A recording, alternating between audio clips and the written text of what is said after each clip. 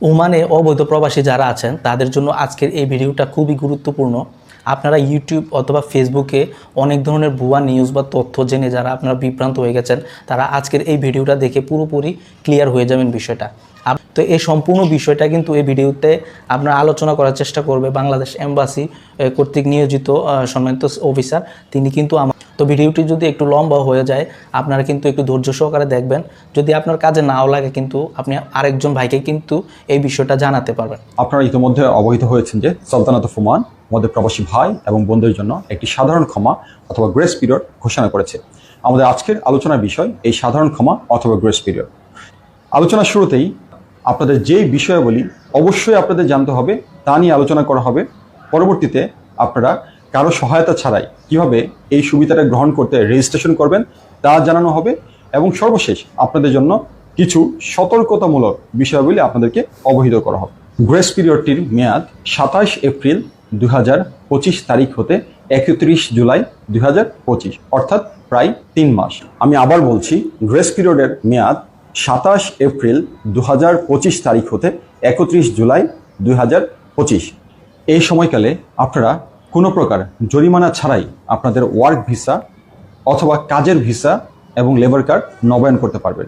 অর্থাৎ পূর্বে প্রতি মাসে যে আপনাদের 40 ওমানি রিয়াল করে জরিমানা ছিল, এই জরিমানা ছাড়াই আপনারা নতুন নিয়োগকর্তার নিকট আপনার কাজের ভিসা নবায়ন করতে পারবেন।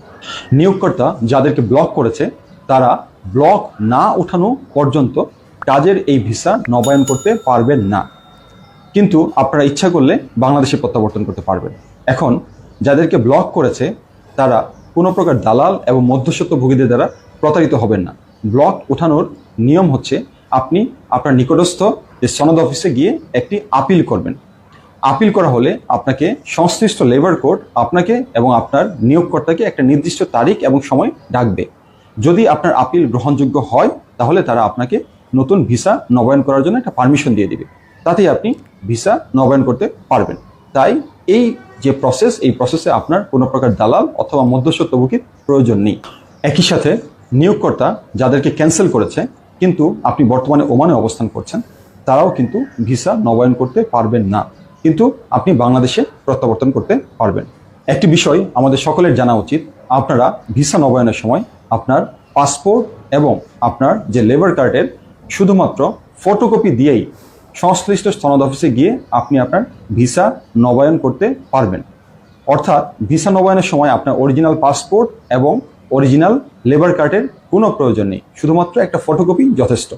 যারা বর্তমানে ফ্যামিলি ভিসা অথবা ভিজিট ভিসায় অবস্থান করছেন তাদের জন্য জরিমানা ছাড়া কাজের ভিসায় রূপান্তরের সুযোগটি থাকছে না, কিন্তু যারা ফ্যামিলি এবং ভিজিট ভিসায় অবস্থানকারী লোকজন আপনারা ইচ্ছা করলে জরিমানা ছাড়াই বাংলাদেশে প্রত্যাবর্তন করতে পারবেন।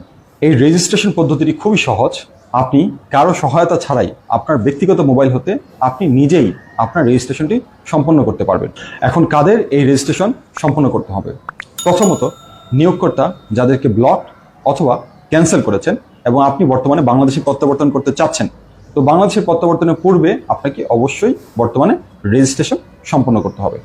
যারা বর্তমানে ফ্যামিলি এবং ভিজিট ভিসায় ভিসা এক্সপায়ার্ড হিসাবে অবস্থান করছেন তাদেরও বাংলাদেশে প্রত্যাবর্তনের পূর্বে রেজিস্ট্রেশন সম্পন্ন করতে হবে। যারা কাজের ভিসা নবায়নের পরিকল্পনা করছেন তারা ভুলক্রমেও এই রেজিস্ট্রেশনটি করবেন না। আপনার রেজিস্ট্রেশন সম্পন্ন হলে আপনি আর কাজের ভিসায় পরিবর্তন অথবা নবায়ন করতে পারবেন না। যে ওয়েবসাইট হতে আপনার রেজিস্ট্রেশনটি সম্পন্ন করতে হবে সে ওয়েবসাইটের লিঙ্কটি আমি কমেন্ট বক্সে দিয়ে দিব। আপনি শুধুমাত্র 2 মিনিট সময় ব্যয় করে আপনার ব্যক্তিগত মোবাইল হতে আপনি খুব সহজেই কারো সহায়তা ছাড়াই আপনার রেজিস্ট্রেশনটি সম্পন্ন করতে পারবেন। আমাদের পরবর্তী ভিডিওতে এই রেজিস্ট্রেশনের প্রতিটা স্টেপ আমি আপনাদের দেখিয়ে দিব। আপনার রেজিস্ট্রেশন সম্পন্ন হওয়ার পর আপনার অ্যাপ্লিকেশন স্ট্যাটাস যখন অ্যাপ্রুভ দেখাবে, আপনার ওই অ্যাপ্রুভ একটা কপি প্রিন্ট দিয়ে শুধুমাত্র যাদের অরিজিনাল পাসপোর্ট সাথে নেই তারা দূতাবাসে আসবেন। যারা অরিজিনাল পাসপোর্ট সাথে নেই, দূতাবাস শুধুমাত্র তাদেরকে ট্রাভেল পারমিট ইস্যু করবে এবং আপনার এই ট্রাভেল পারমিট দিয়ে আপনি নিজের টিকিট কেটে বাংলাদেশে চলে যেতে পারবেন। যদি আপনার পাসপোর্ট থাকে নতুন অথবা পুরাতন, আমি আবার বলছি, যদি আপনার পাসপোর্ট থাকে নতুন পাসপোর্ট অথবা পুরাতন পাসপোর্ট, তবে আপনার দূতাবাসে আসার কোনো প্রয়োজন নেই। আপনি অ্যাপ্লিকেশন স্ট্যাটাসের যে অ্যাপ্রুভ কপিটা প্রিন্ট আউট দিয়ে আপনি আপনার পাসপোর্ট দিয়েই সরাসরি এয়ারপোর্ট থেকে টিকিট কেটে বাংলাদেশে প্রত্যাবর্তন করতে পারবেন। মনে রাখবেন, আপনি যে ডেটে অ্যাপ্লিকেশন রেজিস্ট্রেশন করবেন ওই রেজিস্ট্রেশন ডেট হতে আপনার অ্যাপ্রুভাল পেতে আনুমানিক 7 দিন সময় প্রয়োজন হতে পারে। এই পর্যায়ে সকলের জ্ঞাতার্থে কিছু বিষয় অবহিত করছি। এই রেজিস্ট্রেশনটি সম্পন্ন করতে আপনার কোনো প্রকার অর্থের প্রয়োজন নেই এবং একই সাথে দূতাবাসের ট্রাভেল পারমিট আপনাকে প্রদান করবে, তাও বিনামূল্যে প্রদান করা হবে। তাই কারো মাধ্যমে প্রতারিত না হতে আপনাদের অনুরোধ করছি। যারা ভিসা নবায়ন করবেন আপনাদের জন্য অনুরোধ থাকবে আপনারা রেপুটেড অথবা ভালো কোম্পানিতে ভিসা নবায়ন করবেন, যেখানে আপনার নিজের এবং আপনার নিয়োগকর্তার সকল প্রকার অধিকার সংরক্ষিত হবে। মাজনিয়া, মেডিকেল, লেবার কার্ড নবায়ন, এই সকল কিছু মিলে একটা ভিসা নবায়নের সম্পূর্ণ ফি হচ্ছে আনুমানিক 310 ওমানি রিয়াল এবং ওমানের শ্রম আইন অনুযায়ী এই সকল খরচটি আপনার নিয়োগকর্তাই বহন করবে। তো দর্শক বন্ধুরা, আশা করছি আপনারা পুরো ভিডিওতে যে তথ্যগুলো পেয়েছেন আপনাদের অবশ্যই এগুলো কাজে আসবে এবং এই ভিডিওটা আপনারা বেশি বেশি শেয়ার করে দিবেন যাতে অন্য প্রবাসী ভাইরা জেনে উপকৃত হতে পারে।